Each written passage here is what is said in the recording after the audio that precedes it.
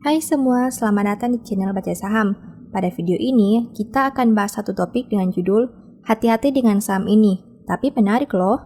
Untuk itu, simak video ini sampai habis ya, agar mendapat pemahaman yang utuh. Di video ini, Mimin mau bahas satu saham yang banyak di request subscriber.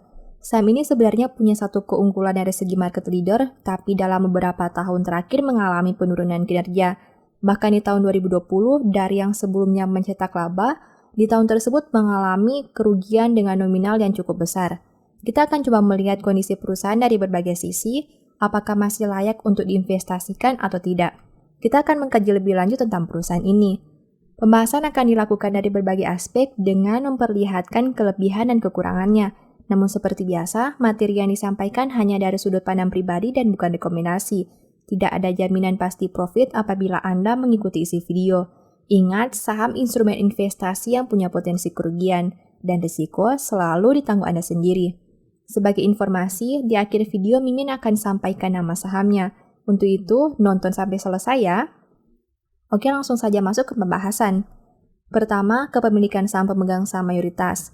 56,96% saham perusahaan ini dimiliki oleh pemegang saham mayoritasnya, sedangkan jumlah yang beredar di masyarakat adalah sebesar 43,04%. Komposisi pemegang saham mayoritas perusahaan ini masih berada pada kategori normal, di mana masih mempunyai kepemilikan saham yang lebih besar dibandingkan masyarakat. Namun dengan persentase yang hanya 50-an%, sebenarnya komposisi tersebut bisa dikatakan cukup rendah, apalagi jika dibandingkan perusahaan dengan skala menengah sampai besar di Indonesia. Hal berikut yang bisa kita amati adalah kepemilikan saham oleh top management. Kepemilikan saham oleh top management adalah sebagai berikut. Hanya satu top management yang punya kepemilikan saham perusahaan dengan jumlah 325.000 lembar. Dari sisi top management, terlihat para pemimpin di perusahaan ini tidak banyak yang memiliki saham perusahaan. Terbukti dari banyaknya komisaris dan direksi, kepemilikan saham perusahaan hanya tercatat sebanyak 325.000 saja. Tentu itu bukan angka yang besar, apalagi bagi top manajemennya, bukan? Kedua, kinerja neraca keuangan. Poin berikutnya yang bisa kita lihat dari perusahaan ini adalah dari aspek neraca. Berikut ini rangkuman kinerja neraca perusahaan untuk tahun 2017 sampai 2020. Total aset perusahaan mengalami kenaikan sebanyak 22,85% dalam 4 tahun terakhir, dari yang awalnya berada di angka 85,26 triliun menjadi 104,75 triliun di tahun 2020. Sedangkan jika kita membandingkan dengan tahun 2019 yang punya nominal 102,5 triliun, aset perusahaan mengalami kenaikan sekitar 2,20%. Bagaimana dengan liabilitasnya? Hutang perusahaan mengalami kenaikan juga sebanyak 51,28% selama 4 tahun, dari yang awalnya 42,08 triliun menjadi 63,66 triliun di tahun 2020. Sedangkan jika dibandingkan dengan tahun 2019 yang punya nominal 57,54 triliun, liabilitas perusahaan juga mengalami kenaikan sebesar 10,64%. Kesimpulannya, aset dan liabilitas perusahaan masih mampu tumbuh dalam 4 tahun terakhir. Namun, peningkatan liabilitas terlihat jauh lebih besar dibandingkan pertumbuhan aset perusahaan, yang mana bahkan bisa berkali-kali lipat. Selain itu, dari perusahaan juga mengalami peningkatan dibandingkan tahun 2019. Ketiga, kinerja laba rugi. Sampai dengan tahun 2020, tercatat perusahaan mampu mencetak pendapatan usaha sebanyak 40,12 triliun.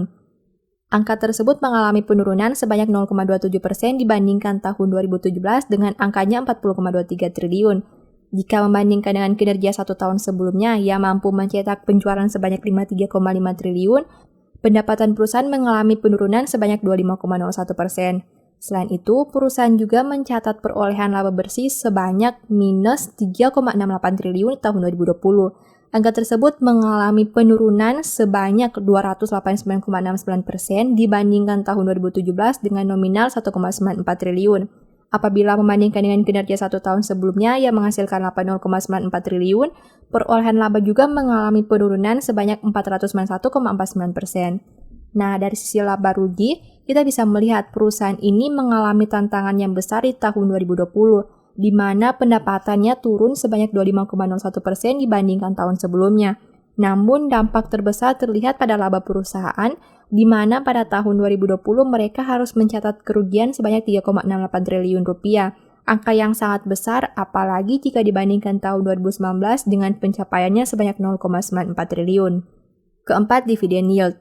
Dividen terakhir yang dibagi perusahaan adalah sebesar Rp41,56 pada tanggal 28 Mei 2020.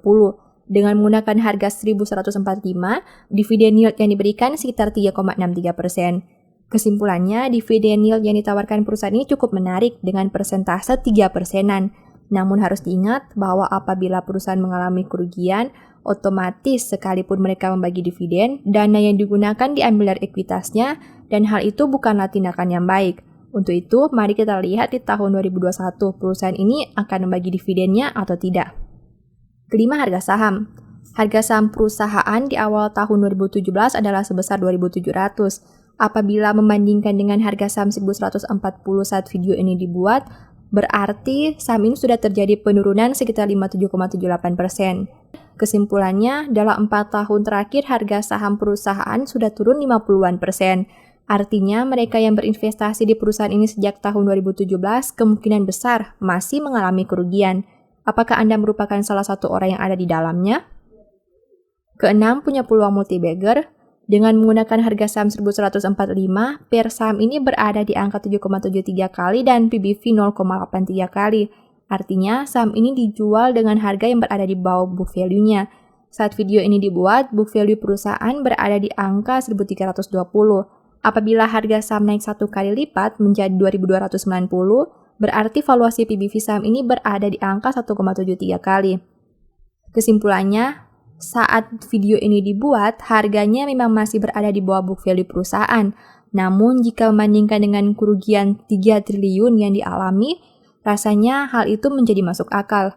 Nah, apabila ke depan perusahaan mampu menghasilkan kinerja laba yang lebih baik, sebenarnya bukan hal yang mustahil harga sahamnya bisa naik 1 kali lipat.